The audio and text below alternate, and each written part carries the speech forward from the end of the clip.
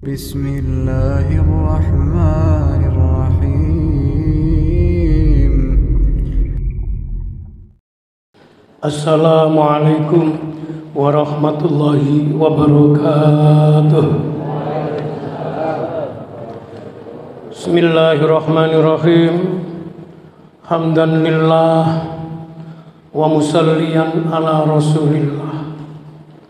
Wassalatu wassalamu ala man ahabbal jamaah sayyidina wa qudwatina wa uswatina Rasulillah Muhammadin nabiyil ummah wa kashifil hummah wa ala alihi wa sahbihi wa man tabi'ahuda wa la hawla wa la quwwata illa billah.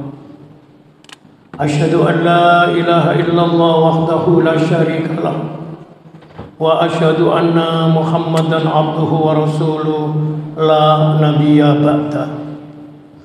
Allahumma salli ala sayyidina Muhammadin salatan taj'alna biha min ahlil ilmi zahiran wa batinan wa takhsuruna bi ibadika salihin fi dunyaya wa ukhrana wa ala alihi wa sahbihi wa sallim.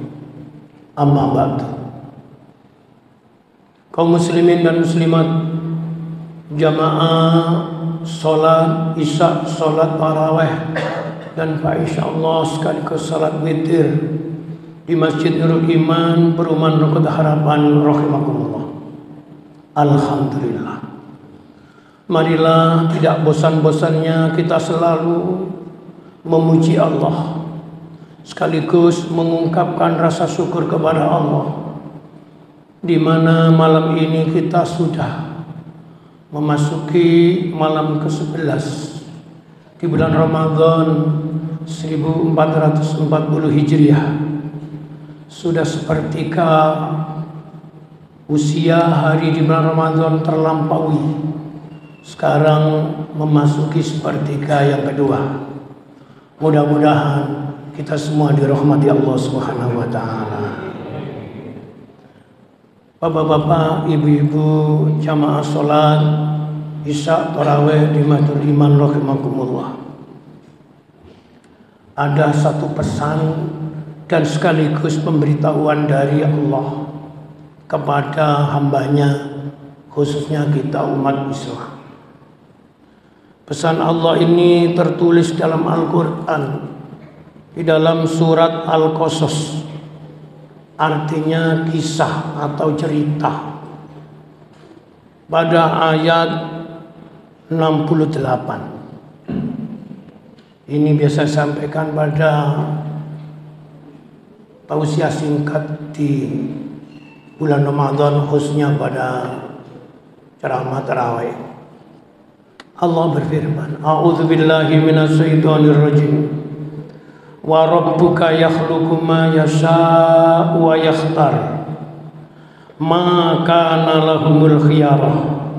Subhanallahi wa ta'ala amma yusyrikun. Shadaqallahul azim. Ayat ini terjemah bebasnya begini. Wa rabbuka, dan Tuhanmu Allah, yakhluqu, menciptakan, mayasa'u, apa yang Dia kehendaki. Sampai kalimat ini kita bisa merenung. Allah itu punya sifat bebas, tidak dipengaruhi dan tidak terpengaruh. Beda dengan makhluk, beda dengan manusia. Sifatnya bisa dipengaruhi atau terpengaruh. Jadi di dalam ayat ini Allah menunjukkan sifat rububiyah, sifat kekuasaan menciptakan. Wa rabbuka yakhluqu ma yasha'u, dan Tuhanmu yaitu Allah menjadikan atau menciptakan apa yang Dia kehendaki. Wa yakhtar, dan memilihnya. Sampai kalimat ini manusia tidak bisa meniru Allah. wa yakhtar, dan memilihnya. Jadi Allah itu kalau membuat ciptaan, setelah terjadi, tercipta, nanti masih dipilih-pilih oleh Allah. Dipilih, dipilah, dipilah, dipilih. Sampai sudah tidak bisa dipilah lagi. Maka lahumul khiyarah. Sekali-kali tidak ada pilihan bagi mereka. Bagi kita yang pernah belajar ilmu kalam atau filsafat, ini namanya absolut. Jadi manusia itu mau tidak mau harus mau. Mau apa?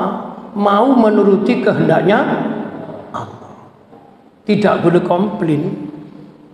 Maka sekali lagi ketika manusia berseberangan, yaitu kehendaknya dengan Allah, pasti bermasalah. Pasti jadi masalah. Sedangkan hidup ini secara umum manusia menghindari kena masalah. Subhanallah. Ayat ini ditutup dengan kalimat tasbih. Maha suci Allah. Wa ta'ala amma yusrikun. Dari apa yang mereka persekutukan. Maha suci Allah dan Allah maha tinggi, tak tertandingi dari apa saja yang mereka persekutukan atau musyrik. Saudara-saudara, jamaah sholat tarawih, sholat isya tarawih dan witir di Masjidul Iman rahimahullah. Apa hubungannya ayat ini harus saya sampaikan? Sebenarnya tema yang saya angkat, saya lihat di rekaman nanti biar ditulis. Temanya itu Ramadan, bulan tarbiyah dan riyadhah. Bulan Ramadan itu bulan tarbiyah dan bulan riyadhah. Tarbiyah itu dimaknai yaitu pelatihan, pembelajaran atau pendidikan. Pendidikan ruhiyah, pendidikan rohani. Wariyadhah dan olah batin. Nah, apanya yang ditarbiyah dan yang ditarbiyah dan diriyadhah. Mengutip salah satu nasihat dari mereka yang masuk golongan min jumlatil arifun, orang-orang yang sudah makrifat kepada Allah. Beliau adalah sang kekasih Allah, bisa disebut waliullah. Namanya viral di sosial media, tapi beliau sampun kabundut, Allahumma yarham, guru sekumpul. Mungkin yang kita lihat di media sosial, guru sekumpul itu nama aslinya yaitu Syekh Kiai Haji, yaitu Zaini bin Abdul Ghani dari kampung Sekumpul, Martapura, Kalimantan. Saya punya sanad riwayat siapa orang ini. Ya, kita ini jadi orang Indonesia jangan minder, jangan kecil hati. Indonesia ini banyak mutiara-mutiara yang oleh Allah disimpan. Sekali tempo ditampakkan. Saya punya sanad untuk masalah ini. Sanad itu sambung riwayat. Ada sebutan namanya guru sufi tanah Jawa dari Banten, yaitu Kiai Haji Dimyati atau Mbadi. Ini gurunya Profesor Dr. B.J. Habibie, guru batin, guru spiritual. Jadi presiden Indonesia itu mesti punya guru batin. Ya, yang ini belum tahu saya, yang sudah diumumkan terpilih Pak Prabowo ini. Guru spiritualnya siapa? Belum tahu saya. Nah, Mbak Dim itu pernah ngomong. Lah omongannya wali itu di dalam ngaji kitab hikam namanya satoto. Bukan nafsunya, tapi kehendak. Sama dengan hadis. Ucapan Nabi itu bukan ucapan nafsu, ucapan dari kehendak firman Allah. Wa ma yantiqu anil hawa in huwa illa wahyun yuha. Sadaqallah. Jadi ucapan Nabi itu tidak ada yang salah, semua benar. Karena apa yang terucap itu adalah bagian daripada wahyu Allah. Mbak Tim itu pernah ngomong gini, di Indonesia ini ada kutub fi hadzal zaman, rajanya wali zaman ini seluruh dunia, yaitu tadi Asy-Syaikh Yai Haji Muhammad Zaini bin Abdul Ghani dari Kalimantan, yang orang sering menyebut guru sekumpul. Sekumpul itu nama kampung, sama dengan guru Bangil itu ada Yai Sarwani namanya. Jadi sampean iku nek iso duwe kampung ku duwe guru rungkut. Ah ngoten lho. Lah sapa sih disebut guru ya sampean toleki dhewe. Beliau mengatakan di mana Mbah Tim ini wali, bahwa yang jadi rajanya wali seluruh dunia sekarang itu ya Syekh Zaini Abdul Ghani. Untuk ketemu seperti ini lagi, ini bukan saya loh, ini saya menirukan ucapannya guru sufi dari tanah Jawa, dari Banten, yaitu Yaitin. Butuh waktu kurang tidak lebih, tidak kurang 7 sampai 8 abad. Jadi nek sampeyan nuwun saya umur sampean pasti gak ketemu. 800 tahun lagi akan ketemu manusia seperti ini. Ini namanya mutiara. Nah, beliau tuh mengatakan kaitannya dengan nasihat hidup di bulan Ramadan. Saya kutip dari nasihatnya.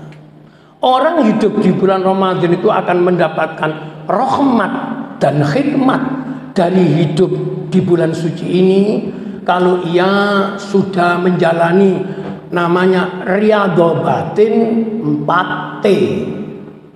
Nah, sampai ingat-ingat T-nya saja. Nomor 1, tarkut ta'am. Ramadan itu bulan membatasi makan, membatasi kebutuhan yang bersifat yaitu nafsu bahimiyah. Kata Imam Ghazali, dalam tubuh manusia itu ada 4 nafsu. Kalau bulan Ramadan ini yang menonjol itu nafsu kebinatangan. Bahim itu artinya binatang. Tidak pernah merasa puas. Katanya Syekh Zaini Abdul Ghani, kalau kepingin tahu mutiaranya Ramadan, harus menjalani laku tirakat batin namanya tarkut ta'am. Mengurangi makan dan minum. Makanya disebut yaitu menahan diri, imsak. Imsak itu artinya menahan. Mulai dari saat imsak ditentukan sampai ghurubus syamsi, terbenamnya matahari maghrib.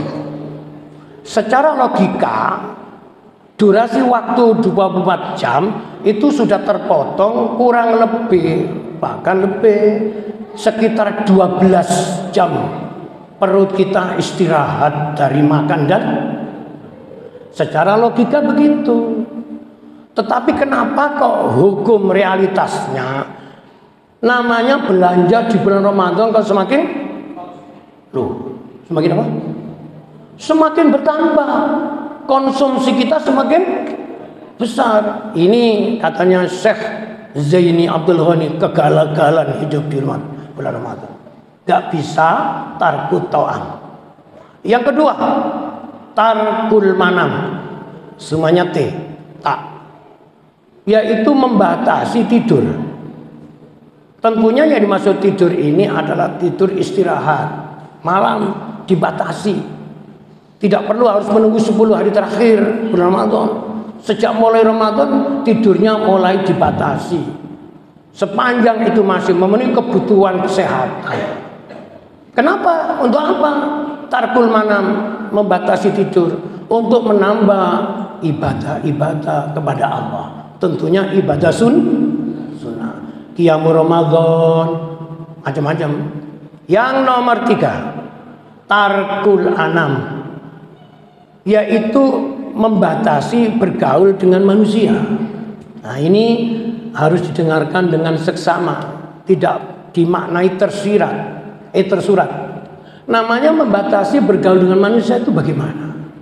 Karena ada kaidah Syekh Al-Imam Habib Abdullah bin Al-Haddad yang masyhur, di mana rotibnya dibaca di mana-mana, yang mengatakan norma-norma pergaulan yang religi.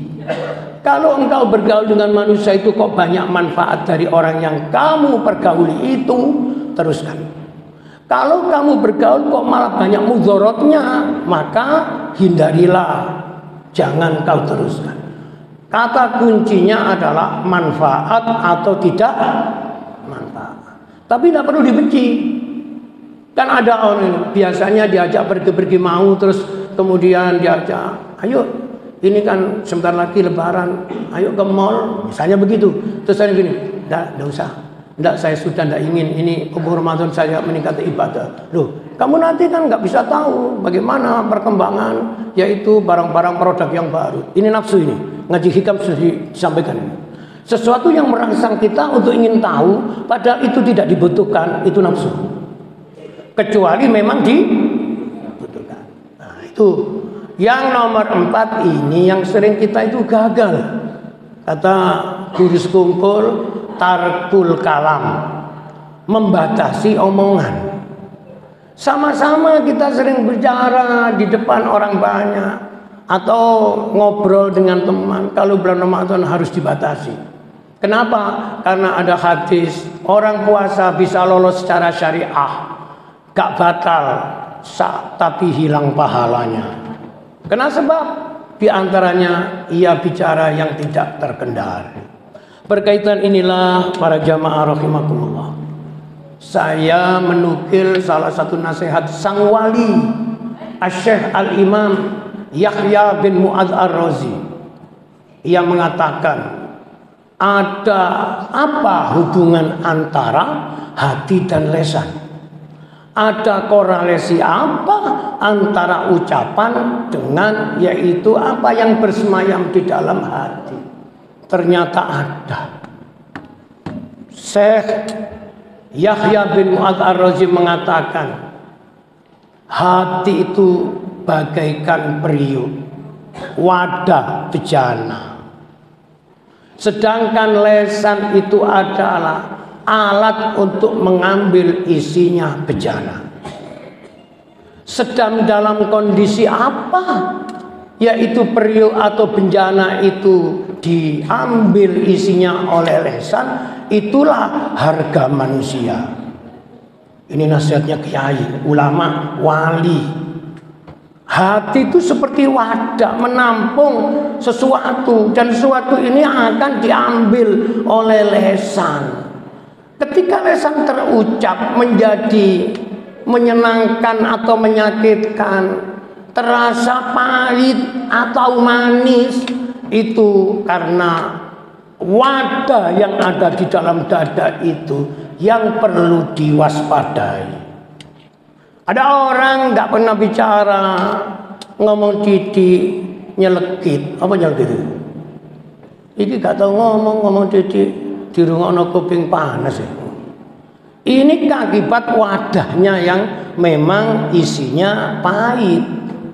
Begitu pula sebaliknya. Saya dengar ngomongi wong iki lho, masih suwe tapi rasanya enak, nikmat. Jadi disimpulkan ada korelasi antara hati dan lesan. Semakin bagus hati kita terbina di bulan suci Ramadan, semakin terucap kalam-kalam, kalimat-kalimat ucapan yang menyenangkan. Tentunya menyenangkan kepada kita sesama manusia, hablum minan nas, dan sekaligus wujud mengabdi hablum minallah. Nah, sekarang yang paling akhir yang ini. Bagaimana tahu cara kita bejana wadah itu termasuk baik atau tidak? Tidak perlu mengurus kejelekan orang lain. Kita melihat diri kita, ada ciri hati yang baik. Menurut literasi dan referensi yang pernah saya baca, pertama, hati yang sehat. Kedua, hati yang bersih. Ketiga, hati yang jernih. Ketiganya ini beda. Ketika menyebut hati yang sehat tergantung domainnya. Ketika menyebut materialnya, ini wilayahnya ahli kesehatan fisik, Pak dokter, Bu dokter. Tapi ketika melihat hati bersih dan hati jernih, ini ada sekat yang membedakan. Kalau disebut hati bersih, orangnya tidak bermasalah, tetapi belum bisa membantu menyelesaikan masalahnya orang. Tapi kalau hati itu jernih, orangnya tidak bermasalah, justru bisa membantu menyelesaikan masalahnya. Nah, begini ini perlu contoh. Ini contoh hati bersih dan jernih. Ada orang pulang dari Masjid Nurul Iman, ya taruhlah tidak bawa kendaraan, jalan kaki. Di beberapa ruas jalan ada rumah baru dibangun, mewah, besar. Kelihatannya ini baru selesai. Lalu hati orang itu ngomong gini, alhamdulillah, rumah ini bagus sekali. Semoga penghuninya taat beribadah. Orangnya tidak tahu kalau didoakan. Sementara kita kepingin mendoakan. Itu hati jernih. Sementara kita pulang dari masjid berpapasan. Misalnya kita laki-laki, terus berpapasan dengan orang wanita, dan wanitanya masih muda dan cantik. Kira-kira kita berpapasan sebagai muslim kan mengucapkan salam, karena salam itu disampaikan kepada yang kenal maupun assalamualaikum. Terus orangnya menjawab waalaikumsalam. Terus si laki itu hatinya punya gini, ini wanita istrinya siapa, kok cantik sekali. Tapi nggak berhenti loh, ini koma ini. Semoga ia taat kepada Allah dan kepada suaminya. Kira-kira ono sing ini, ono sing ini. Angel. Itu hati bersih. Dan yang ini diwali sih. Lah iya, iki arek endi gak tau ketok. Cik Ayu nih, kok gak koyo bojoku. Iki hati apa ini? Hati apa ini? Apa? Apa ini hati jernih? Saya sering mau dicontohin Jalan Meri, ini di Gunung Anyar itu ada apartemen yang mangkrak itu, iya, di sebelah baratnya jalan itu.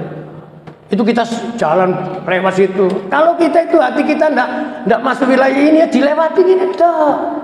Barang orang yang sudah dapat pencerahan ini, nasihat dari guru sekumpul ini, lewat gini. Semoga gedung yang mangkrak ini secepatnya bisa diselesaikan dan bisa dihuni oleh mereka yang membeli atau menyewa apartemen. Hati jernih. Dan yang ini, ketpian gak mari-mari paling ya pemborongnya melarikan diri. Ucapan ini gambaran hatinya. Karena itu kata guru sekumpul, salah satu orang yang mendapatkan barokahnya bulan Ramadan kalau tarkul kalam, membatasi ucapan yang tidak membawa Mari dimulai dari sekarang. Mari kita itu selalu senang mendoakan orang untuk kebaikan, meskipun diri kita sendiri belum terlalu baik. Mari kita memberi support yang positif kepada orang lain, meskipun diri kita ini masih banyak kekurangan. Jangan berasumsi ala wong awakku dhewe sik salah, lapok ngilingno. Loh, kalau hidup tuh begini, tidak ada dakwah. Makanya ketika seorang kiai, ustadz, mubalik berdiri di podium gini, itu bukan orang paling terbaik di antara yang baik. Orang yang diberi amanat menyampaikan kebaikan. Betul? Betul? Tentunya selesai acara, sang dai, sang balik juga ingin mengamalkan apa yang disampaikan. Mudah-mudahan sampai malam ini dan seterusnya kita dirahmati Allah Subhanahu wa taala. Al-Fatihah. Kurang dan lebihnya mohon maaf. Assalamualaikum warahmatullahi wabarakatuh.